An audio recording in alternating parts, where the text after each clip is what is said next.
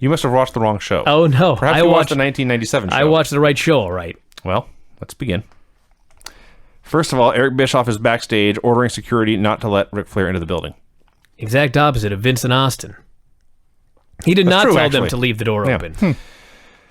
So they showed the aftermath of the terribly lame brawl between Bret Hart and Sting last week. You will recall that brawl ended when the combatants got bored and walked away from each other. So here we are. They recap what they could find of the best parts, and then afterwards, they're trying to get Sting onto a stretcher. What? Why? He walked away. Not to mention, he comes out just fine this week. This was so stupid. This is also stupid. After this, they go to commercial. They come back. They play clips of that incredibly lame brawl. Then Bret is on Thunder, challenging Sting for Halloween Havoc. Then we get a Hogan Hart Sting video package recapping everything we just already saw. Go to commercial. We have clips of WCW stars appearing on Wall Street. The best part of which is they just happened to use the Hardy Boys theme song. Yep. Now I know it was just random generic stock music. They grabbed and stuck with the Hardys, so they, WCW grabbed the same place. But I'm watching this whole time, this whole clip. I'm just waiting for Jeff to senton off something, or Matt to come in and scream delete. Yes. Sadly, none of that happened. It was 13 minutes of recaps and videos. Yeah. Before we finally got a match. I'm not detailing them. After the Wall Street stuff, we are now 9 minutes into the show. Now the opening credits roll. We then have clips of Mang attacking Chris Adams on Thunder, and Wrath comes out. Why the fuck would you need clips of that? I don't know. I mean, seriously. I don't know. I love Ming. Why do we need clips of that? I guess to explain what happened shortly here. Mm-hmm. So Wrath comes out, has a brawl with Mang. It's ugly, but kind of ugly in a good way because it's a fight. Then they go to commercial. Then they come back and get a match. As Brian noted, it is 13 minutes into the show when the bell rings to the opening match. And that opening match is Wrath versus Loie, which the closing bell rings 14 minutes into the show. Yep. Meltdown finish, baby. I melted down. So Wrath wins. Mang comes out on stage. They stare at each other from a distance. They meet in the aisle and start to brawl. It's the first interesting thing that has happened on the show. Two big, scary monsters trying to kill each other. And Tony says, well, let's cut away to show clips of Eric Bischoff talking. And they cut away. They literally were in the middle. It had just started. Yeah. The undefeated Wrath versus the unstoppable monster Meng. They start this wild brawl in the aisle. And when Tony said, let's go to a recap.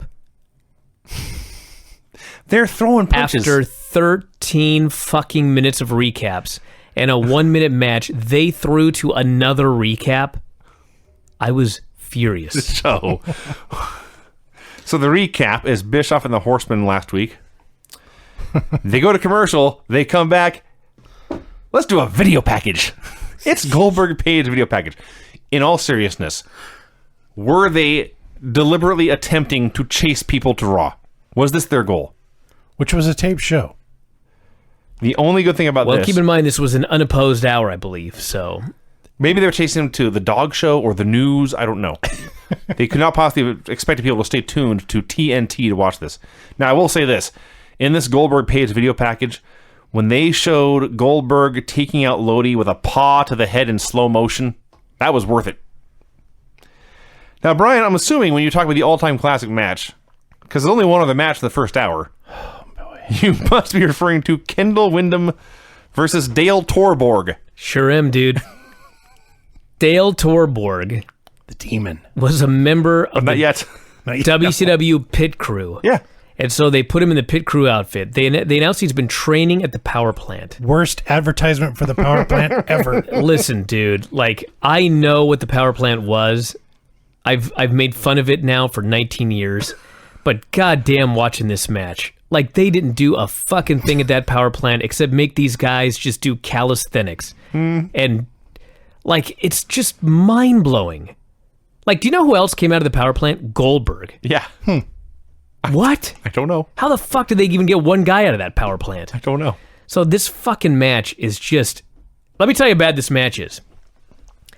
It's not Barry Windham. It's Kendall Windham. Right. Smaller, younger brother. However, Shittier. He looked like Barry Windham. Yes. In his attempts to carry Dale Torborg through this match. If you've been paying attention to this show and the Sunday night show over the past month or so, I've had a lot of very, very bad things to say about Kendall Windham. Oh, and my I take God. back none of them. But he was so many head and shoulders, arms, Dude. legs, and feet above Dale Torborg. He was trying so hard to have a minus 4-star match instead of a minus 5-star match with this fucking guy. Fans are chanting boring. Which, by the way, how could you put Kendall Windham and Dale Torborg on TV and not think people are going to chant boring? Fuck if I know. And so finally, like, I'd been told about this match. Like, all day Sunday, I'd have people texting me on Observer Live who'd watched this match. And they all mentioned that at the end of the match, Dale Torborg blows out his knee and he still gets the win. Okay. So it's time to watch it. And how did Dale Torborg blow out his damn knee?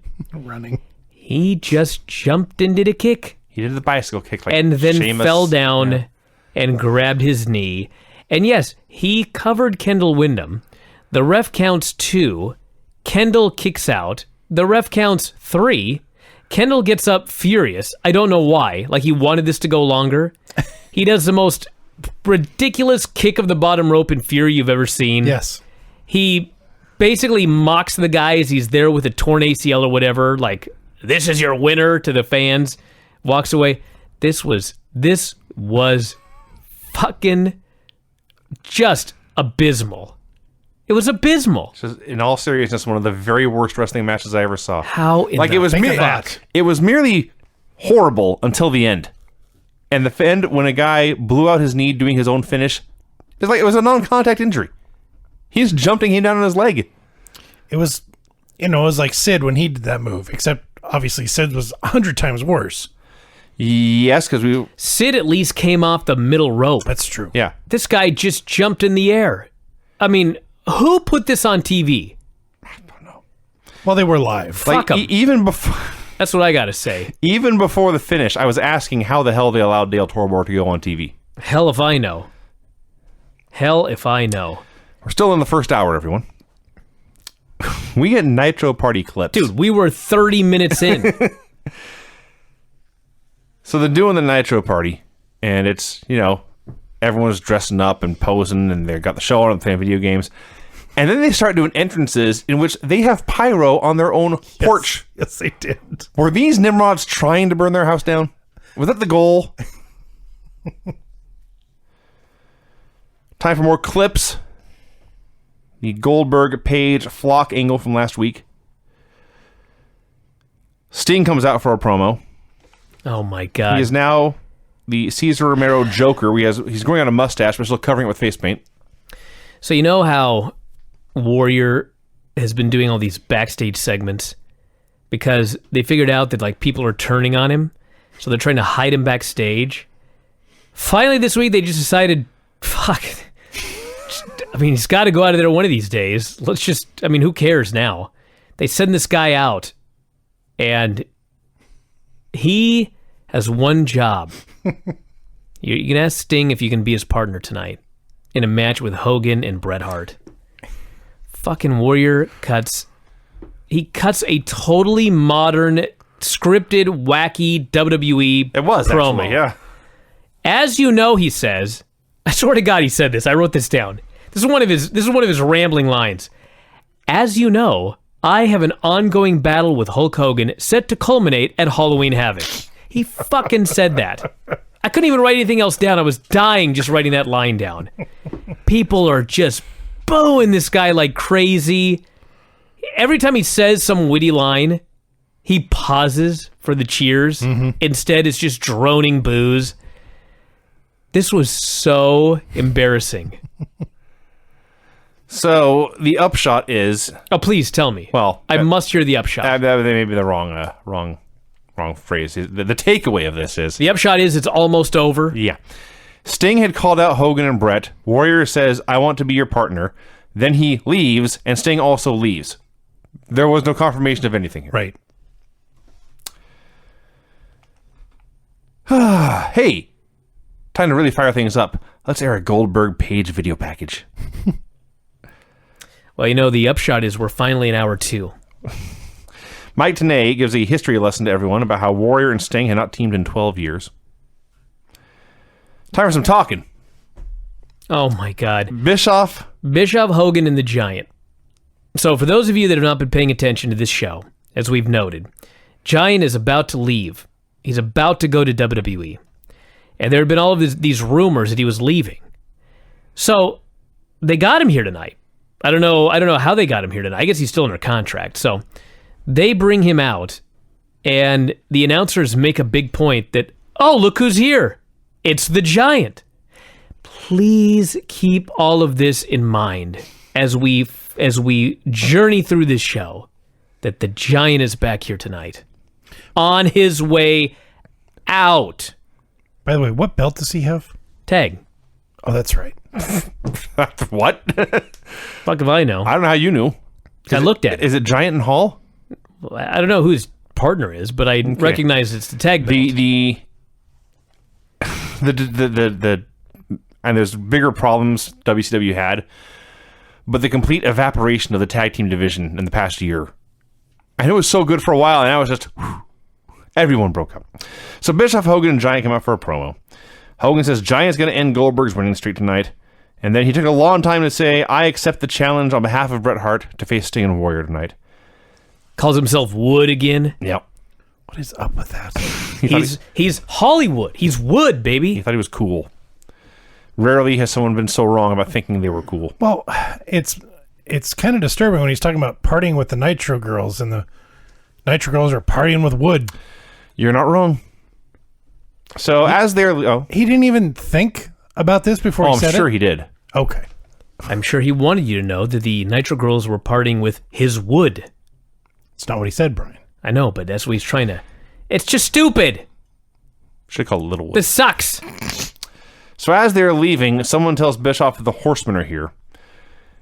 Bischoff goes running back to confront them. After he gets outstage, then a limousine pulls up, which indicates Bischoff must have had somebody on top of the building with binoculars checking for limos. Yeah, exactly like on Raw. He had an outlook. So the limo shows up. It is, in fact, Ric Flair. They shout at each other for a while. And then we got the second best promo on the show behind a goddamn doll, Bruce MacArthur. The owner of the building. Owner of the Blackhawks. I see. Which I guess his parents own the building. Okay. That's what I pieced together here. Yeah. So he announces, I have a personal suite. The Horsemen are my guests tonight. You cannot stop us from going into our suite and watching the show. Eric's argument was, I leased the building. I now own it. Right. That was his claim. And Bruce MacArthur's argument was, I own the fucking building. I own it. Yes.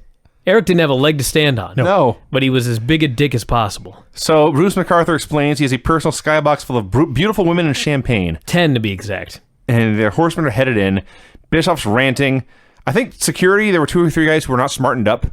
And they actually explained, this really is your boss. You really should let him go. And finally, they're all going in, and Bischoff's yelling at them. And I know it's 2017, and all the Benoit stuff is awkward. But when Chris Benoit turned to Eric Bischoff and said, talk to the hand, yes, I laughed. Yeah, how could you not? That was a saying at one point. I know, but I guarantee you, even in 98, it would have been awkward for Benoit. Time for a Warrior Hogan hype video. And it did occur to me, to be fair, as sick as I was of all of these by now, been watching WCW for like all of 1998 now, and usually the pay-per-view comes and I maybe know the main event and nothing else is happening. And like off the top of my head, I can tell you the top 4 or 5 matches of Halloween Havoc for sure. So hey, credits to them. So much money on Warrior that they were like, we got to make money on this pay-per-view. And to their credit, they were trying. They have tried. You're getting Warrior Hogan. It's not their fault Warrior was such a flop. You're getting Goldberg Page. You're getting Nash and Hall. There's one other I'd forgotten by now. Oh, although Bret actually, and Sting. The mirror was their fault, which we saw a recap of. Oh, we'll get to that. Oh, it's right here. Yeah, clips of Warrior's goofy promo, and then the mirror bit. The amazing thing to me, it's not that they re-aired the mirror bit, but they re-aired the announcer saying, hey, we see Warrior in the mirror. That was a faux pas. They could have edited that out easily. Absolutely. But no, we're reminded that we can all see the Warrior except Eric Bischoff. So he's the crazy one. Or he's blind. Or he's blind. One of the two. Fit Finley versus Alex Wright. It's the best Alex Wright match Oh my I've ever God. seen. This is the best 2-minute match of all time. Alex Wright's coming down to the ring. They show a replay of last week where they went to a draw. And then they announced on Saturday night they went to a double countout. Alex Wright's coming down to the ring. I thought, man, third match here on Nitro. Finally something that fucking makes sense. Instead, it's Finley. What? I was fine with this, by the way. I mean, it was a good match, but why in the world would you do a draw on Monday and a count out on Saturday and then just come back with a totally different match? That's a great question. I mean, maybe they're at the pay-per-view. I don't know. have Like an anyone's going to answer. pay for that third match after those first two finishes? So they have an awesome 2-minute match because Finley forced Alex to match his intensity. And finally, Alex necks him on the top rope, hits a schoolboy, gets his feet on the ropes for the pin. Now, before the match, Alex explained he wanted to prove he was Europe's best wrestler. So he had beaten Norman Smiley, he had beaten British Bulldog, and now he's going to beat Finley. So he did. But then Bulldog came out. For a brief minute, Bulldog and Finley double-teamed Wright. And then Finley dropped Bulldog with a cheap shot and left. What a dick. That's all I could think. La Parca and Ciclope and Viano 5 this match. versus Super Calo and Psychosis and Chavo Guerrero Jr. Now, Is it 5 or 4? I wrote 5. Oh, 4 got his neck hurt, didn't he? I can't remember who got their neck hurt, but 4. He had 4 on his trunks. Oh, maybe I got it wrong. It was a Viano.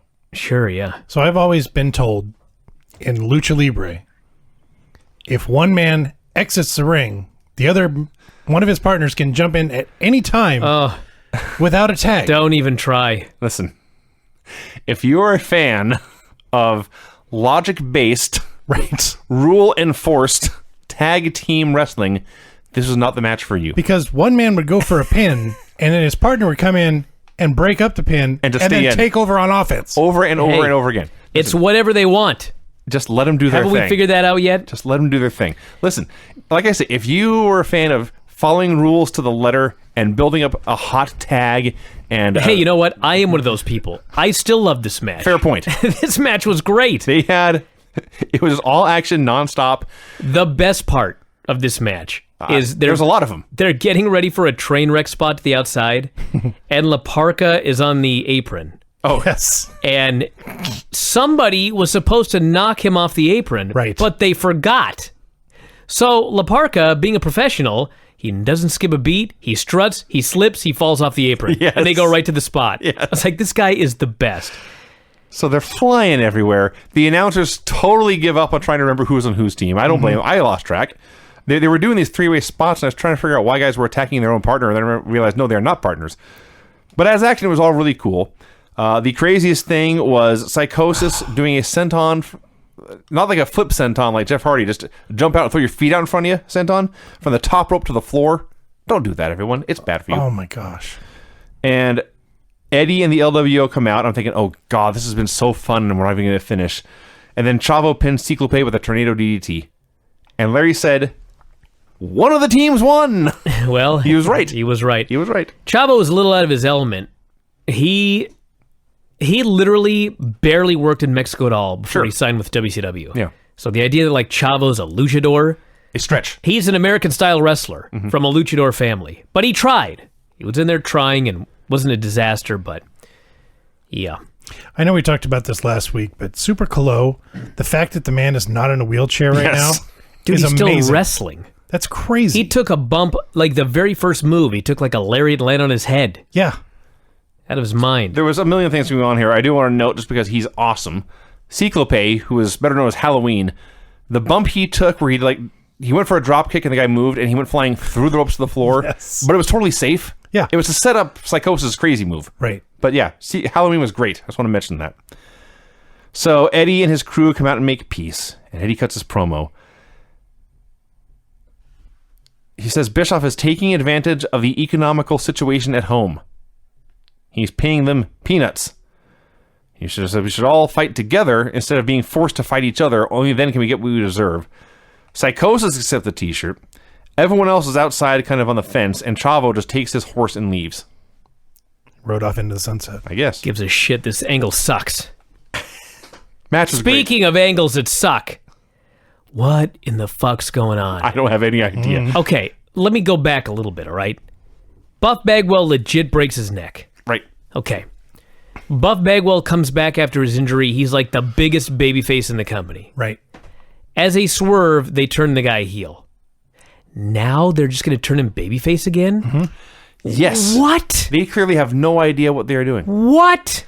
So Scott Steiner comes out, runs down the local sports ball team, gets out his Big Papa Pump is your hookup, holla if you hear me, I think for the first time. Second time, it was last week. I'm mistaken. Starts talking about Marcus Bagwell and his mom. And says, you can be Marcus around your mom, but when you're buff and you're with me, when you're in my world, I am the stuff, he says. So he's jealous of the attention that Buff is paying to his mother. Out come the Bagwells, and I'm certain this is going to be some kind of swerve where Mama gets embarrassed and humiliated, but no. Scott starts insulting her, says Buff is soft. By the way, Mama Bagwell, like last week, she was great. This week, she comes out here and she knows she's a star. Yes. She's fucking smiling. She's not selling anything. No. She got in Scott's face. Oh my God. I've never seen something go so off the rails so fast. It was 1 week. 1 week? the inflation rate of her head. Oh. So It's mostly in her wig. I guess so. So first, Scott says, if you're soft, you should take the NWO shirt off. And they go back and forth. And then Mama gets in Scott's face, and Scott says, where is this here? Says she's an old bag. Marcus needs to get her out of the ring right now or he'll put her on the mat. Bagwell instead punches him, but Steiner hits a low blow and drops his bad neck across the ropes, threatens to beat up the whole Bagwell family, challenges the entire city of Chicago, and that's where it leaves. And remember I started talking, I remembered the Rock Undertaker spot vividly. I have zero memory of Buff Bagwell coming back, teasing a babyface turn, being a heel, and then actually doing a babyface turn. I have no idea where this goes next. Well, it's possible that he doesn't turn. But like, he already has. I don't know. I didn't remember this either. This sucks. It's hideous. Can we all agree that it sucks? Absolutely Okay. atrocious television. She's the worst. She's got heat with me. I'm sure she's brokenhearted. She's someone's mother, Craig. I understand that. Buffs. Well, she must be proud of her boy doing porn. Well, there's more. Juventud Guerrero versus Prince Iaukea. Before they start, Disco comes out and says nobody wants to see this match. They want to see me dance. They were right. Disco was right here. Well, he did start to dance, and Iaukea knocked him off the apron, and everyone booed. So the match starts, and Kidman's out there with a chair stalking Disco, and this goes on for a while. So no one cares about it. If anyone had cared about the match, they're not going to now. So they leave, and then a minute later, Disco's back in the aisle, but he's like trying to stay off camera, but the announcers are calling attention to him. This is also stupid. Juvi goes up top. Disco pushes him off. Iaukea hits Disco. Juvi hits the Juvi driver for the win. Kidman and Disco are brawling again. This segment sucked. You know what this segment did? It sucked. It did. And you know what else sucked? The next segment. It did. We were Okay, on quite a roll. am I imagining things, or was Hall a drunk for like a full month? And then, like 2 weeks ago, it was suddenly revealed that he'd either cleaned up or he was never drunk in the first place. It was like a work. Mm-hmm. Yes. Fucking guy comes out this week. Well, first, Well, he was drunk. It wasn't last week the bar, the pub crawl. So he's drunk then too. I guess he was drunk then. Yeah. So what happened 2 weeks ago where he was sober? They changed their minds. Well, he comes out here and he's Heck drunk. of a bender. And here's what happens. I just got to recap this. He came out with a drink, by the way, just to make sure we all knew he was drunk. Nash comes out and says, I'm gonna get you out here, Hall, by saying your favorite 2 words, last call, or whatever. Hall comes out drinking, gives Nash a crotch chop. Nash proceeds to start running. Kinda. Nash runs up the ramp, and the cameras follow him backstage. Now keep in mind, the distance between Hall and Nash was the ramp. That's not that far. No. Right? Nash starts running up the ramp. He goes backstage. He's running around in the back. It's so bad. Screaming for Drunk Boy. That's what he's calling him. Where are you, Drunk Boy? The announcers claim that they have never seen Kevin Nash so mad. He keeps trying to run. It's so sad. Every now and then he just stops. walks He a few ran feet, for miles. and starts running again. Kevin Nash played college basketball, and I promise you he never ran as much in a game as he did in the segment. No. So keep in mind, Hall was a ramp away from the guy. Nash runs through the curtain. Now Hall has vanished. He has completely disappeared. The announcers on the show have just completely given up, by the way. It gets better later, but Nash is just running and there's no one there. And Tony Schiavone says, Hall may have jumped into a trash can or something. Yeah. Like a fucking trash can? Well, that's where drunks hang out. So he keeps running. Oh, God. And Nash has been running the whole time. Sure. Minutes. And he finally runs into the backstage area, and all the way, like literally, like all the way up on the way out, you see a limo. Yes. And Hall sticks his head out. I guess. And I'm like, some guy. This fucking guy must have run like 50 miles an hour through the backstage area to get in that thing. The limo starts to leave, and suddenly Nash is following him in a Cadillac. Well, Instantly. I'm like, did I get abducted by aliens? Is this lost time? let's recap. To be fair, Nash disappeared because last time we saw him, he was walking. Well, he had to. He was done. He was walking. He walks off camera, and like 5 seconds later, there's a Cadillac 50 yards away, and we are told Nash is in it. Dude. And then the best part is Mike Tenay is he so badly wants to follow them, and Schiavone just will not allow it. There's that. My favorite part. I was so furious after last week that they did not allow Mike Tenay to follow them in his car. Damn it. My favorite part, besides that Kevin Nash can apparently teleport like Katrina when he wants to. Both of them. And Hall, yeah. So, okay. We are to believe that Kevin Nash is so angry at Scott Hall that he's going to attempt a vehicular pursuit. Yeah. Okay. The limo's on the ramp. Oh. A head that we are told is Scott Hall's is hanging at the end. Here comes this Cadillac. It comes up to the limo, and the limo don't go nowhere. So whoever's driving the caddy has to like swerve to the right and then swerve to the left. But there's a car on the There's ramp. a parked car on the one side. So he can't actually, because what are you going to do if you catch him anyway, genius? And I found out the answer is nothing. Yeah, we did find that out because we never found out what happened in this chase. Well, he caught him. He caught him right here, but didn't know what to do. Well, I mean, but later. Like, they just zoomed off. They may still be driving around. But what if he catches him? What's he going to do? The same thing. He's gonna punch him. No, he could punch him here. He had ample opportunity to get out of this car and start punching. Nash would have got out of the car and the It was limo would have took off. Vinny. It was a trap. If he would have gotten out of the car, the limo would have zoomed off. Right. He knew it. Well, also happened here eventually. So what's his plan? What's he going to stop him from? I fucking have no idea. This sucked, everyone. Maybe he was gonna get a knife again. Like We needed last Mike week. Tenay on the case Slice in those his tires. Tercel. This was bad, Where are we? but it was here? hilarious. Jericho and Okay. Jericho and Raven. So remember earlier, Finley and Alex Wright had a fantastic 2-minute match. Mm-hmm. Chris Jericho and Raven had a great 3-minute match. I went back and checked because sometimes it seems shorter than it is. This was actually 3 minutes, and it was a great 3 minutes. The best part is when it's Raven's rules, so no DQ. So Jericho goes to grab a chair, but it's caught up in cables, and so he shakes it and yanks in the cables, and shakes it and yanks in the cables, and he gives up and throws away the ring announcer and grabs that chair instead. So they're But the second chair was also wrapped in the cable. not as well apparently because he got it in the ring. So Raven tries the DDT. Jericho turns it into the Boston Crab, gets a submission win. And I was thinking, why didn't they get more time? Oh, if I only knew. Well, I should mention, by the way, that they have a 3-minute match, and Raven goes for the DDT. Jericho sweeps his legs and just submits the guy. The guy just taps out. Mm-hmm. And, Jericho's the champion, the TV champion or whatever he is now. And, Jericho's been the Cruiserweight champion multiple times, the TV champion. I know they always talk about how Jericho was underutilized in WCW. And to be fair, he was never a main event guy. Never was a main event guy. But seriously, is there a more pushed undercard guy in the history of WCW than Chris Jericho? Name one. This guy was like a champion for 2 years straight. Yeah. He beat everybody. He was like the top guy that wasn't a top guy. Yes, he was the top of the bottom guy. Yeah, there were plenty of guys that things way the hell worse than he did here. That's true. And where's his security guards? That they introduced him at the pay-per-view. Goldberg killed him. Yeah, the Goldberg angle got turfed. so there's no need for that. I think Ralphus does come back. I think. Yeah, Ralphus does come They back. do come. but- One of them comes back. I mean, Goldberg killed him last week. They're still in recovery. Oh yeah, he literally killed them. That's right. Well, it's time. But for what turned out to be not even the worst segment in the show. Not even close. Mean Gene brings out Rick Steiner for a promo.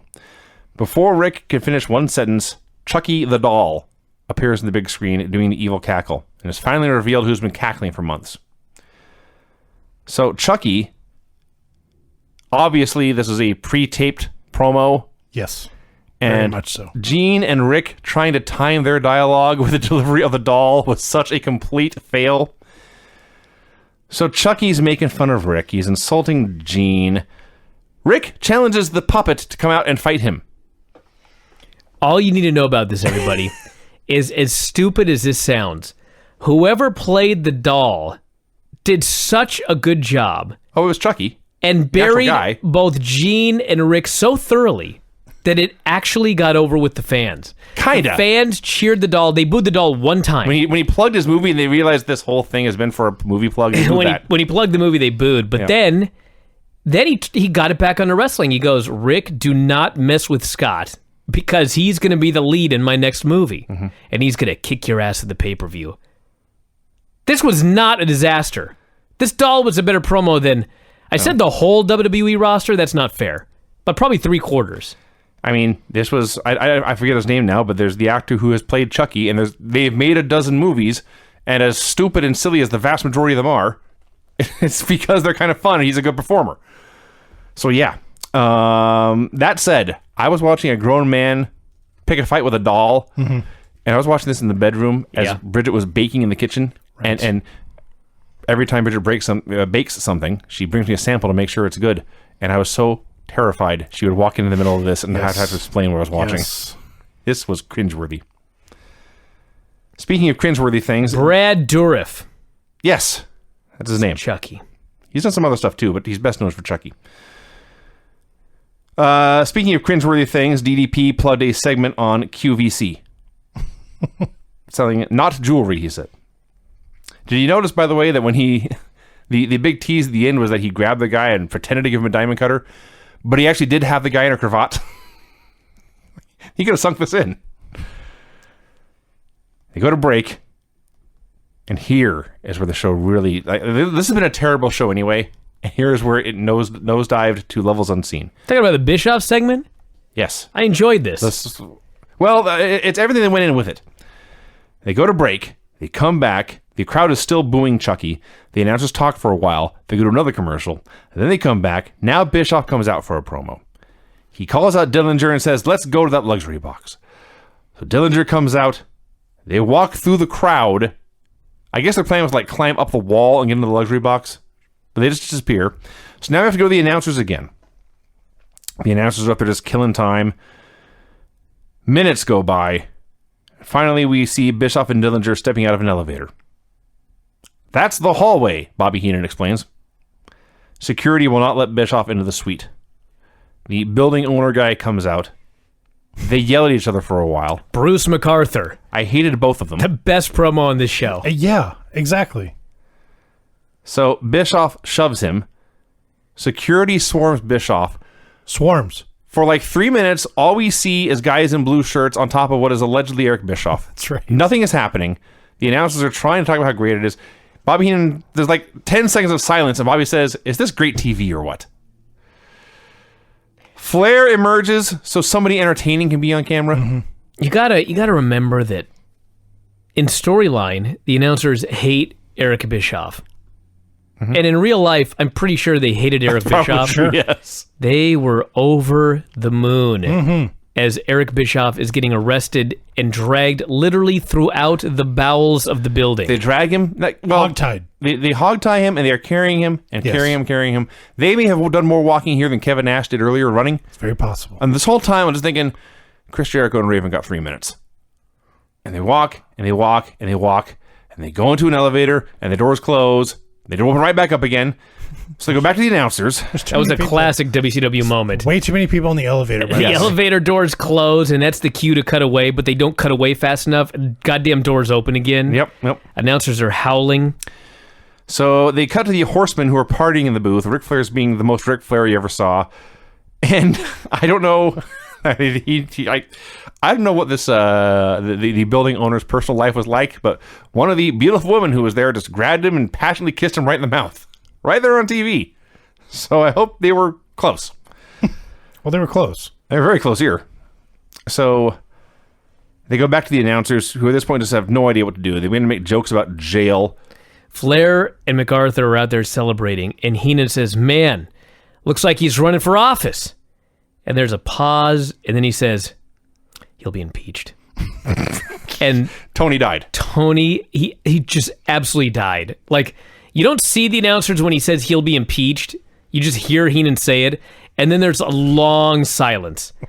And they finally cut back to the announcers, and Tony has recovered enough to begin speaking, but then he just completely loses it. He buries his head in his hands. He points at Bobby. They were having so much fun. We then cut downstairs where Eric Bischoff and security are walking around. They walk in one direction. They turn around. They walk the other direction.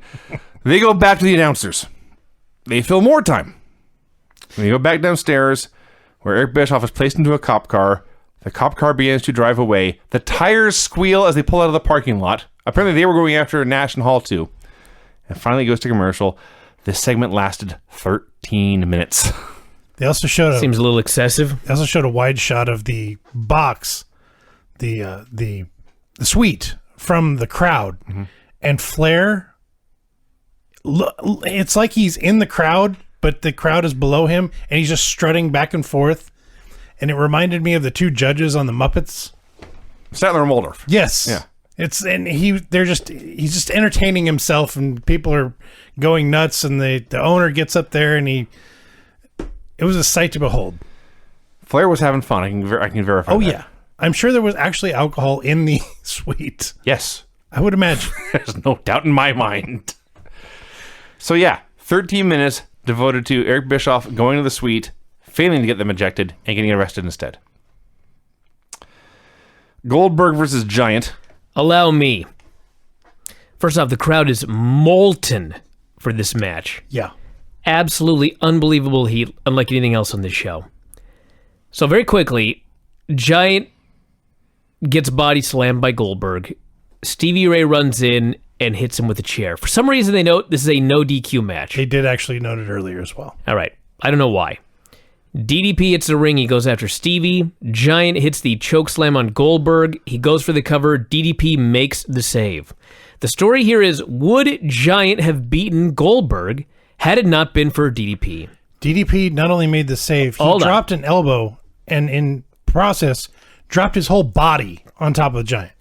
So Giant goes to chokeslam Page. Goldberg spears him. Giant leaves. Giant gets counted out. Now listen to me. This was number 150. Now granted, these numbers are fake, but like they made a deal that this is the 150th win of Goldberg.